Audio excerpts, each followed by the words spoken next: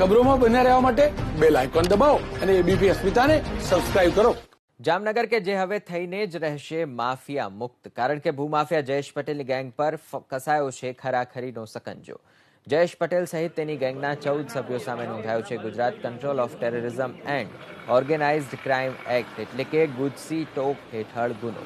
આ કાયદા હેઠળ જામનગરમાં નોંધાયો છે પહેલો ગુનો। જામનગર પોલીસે સ્પેશિયલ ઓપરેશન ચલાવી જયેશ પટેલની ગેંગના 13માંથી 8 સભ્યોને તો દબોચી પણ લીધા, જેમાં સામેલ છે નેતા, નિવૃત્ત પોલીસકર્મી, પત્રકાર અને જાણીતા બિલ્ડર। ભાજપના કોર્પોરેટર અતુલ ભંડેરી સામે ધમકી આપવી, હત્યાનો પ્રયાસ અને મારામારીના ગુના નોંધાયેલા છે। તાજેતરમાં જામનગરના એક પ્રોફેસર પર ફાયરિંગ થયું હતું, જેમાં અતુલ ભંડેરીની સંડોવણી ખુલી હતી। તો જયેશ પટેલે જે વિસ્તારમાં 100 કરોડની જમીન પચાવવા કૌભાંડ આચર્યું હતું, તે જ વિસ્તારના કોર્પોરેટર છે અતુલ ભંડેરી। બીજો આરોપી છે વશરામ મિયાત્રા, જેમણે પોલીસ કોન્સ્ટેબલથી કરી હતી નોકરીની શરૂઆત।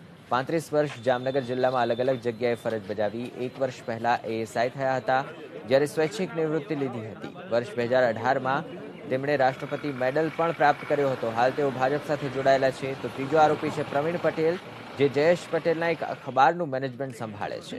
અને ચોથો આરોપી છે નિલેશ ટોડિયા, જે જામનગરનો વર્ષો જૂનો જાણીતો બિલ્ડર છે અને એક મંત્રીની નજીકનો માનવામાં આવે છે। જોકે બાકીના આરોપી જીગર ઉર્ફે જિમ્મી આડતિયા, અનિલ પરમાર અને પ્રફુલ્લ પોપટ, નેતા, નિવૃત્ત પોલીસકર્મી, પત્રકાર અને બિલ્ડરને સહારે જયેશ પટેલે જામનગરમાં આતંકનું સામ્રાજ્ય સ્થાપ્યું હતું, જેઓ જામનગરમાં જમીન માલિકો, વેપારીઓ સહિતના લોકોને ધમકાવતા, હુમલો કરવો, ખંડણી માંગવી સહિતના ગુના આચરી રૂપિયા પડાવતા હોવાનો પણ તેમના પર આરોપ છે।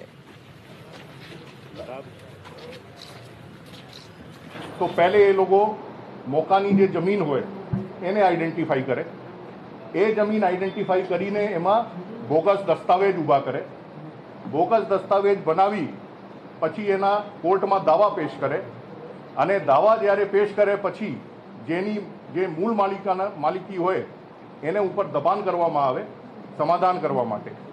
અને અગર એ દબાણ વશ કોઈ પણ કારણોસર એ દબાણ હેઠળ ના આવે તો એમને ધાક ધમકીઓ, ઇવન ફાયરિંગ સુધીની ઘટનાઓ અંજામ આપવામાં આવતી હતી।